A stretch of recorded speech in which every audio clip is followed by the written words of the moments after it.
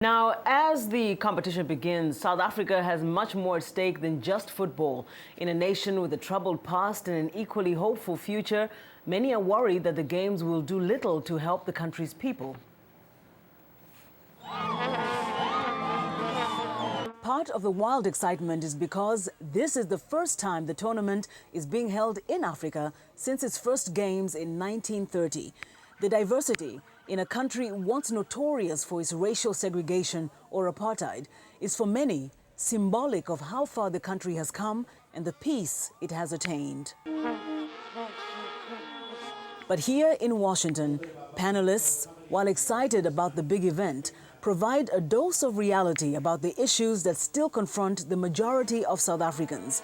Emira Woods of the Institute for Policy Studies in Washington hopes media coverage of the game will also include the story of ordinary South Africans watching the game from the sidelines. 20 billion rand being spent to build 10 stadiums. There's a lot of concern as to what that displaces in terms of health, education, housing for ordinary South Africans. Tope Folaren is also with the Institute for Policy Studies. So you have major stadiums that are built next to people who are poor. They're spending millions of dollars on water to water the greens for the pitch. And, you know, there are water problems across South Africa. Various union groups have embarked on mass action against the government, demanding better wages.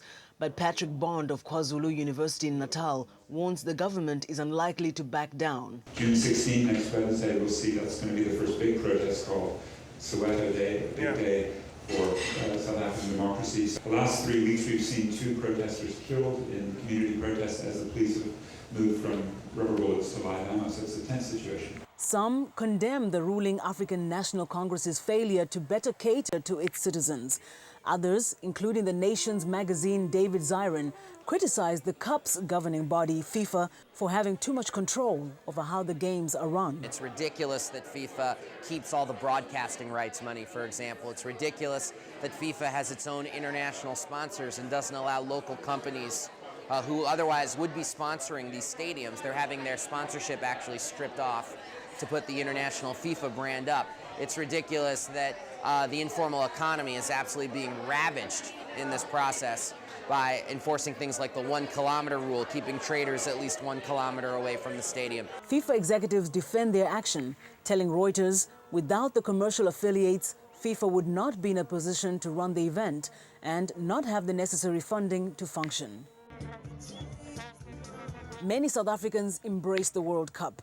Mvuselelo Nkoya, who's returning to South Africa after living in the US for 11 years, says he's not sure if hosting the tournament is a good investment for his country, but he hopes attention will bring change. We are a people of struggle, you know, and we know that FIFA would not give this event to South Africa if they didn't think that they were going to get anything out of it. So I think it's very, very good that we highlight some of the problems of the World Cup. Now, President Jacob Zuma's government counters the criticisms, arguing that the billions it has spent on building stadiums and infrastructure will create jobs, raise the standard of living, and showcase South Africa's progress.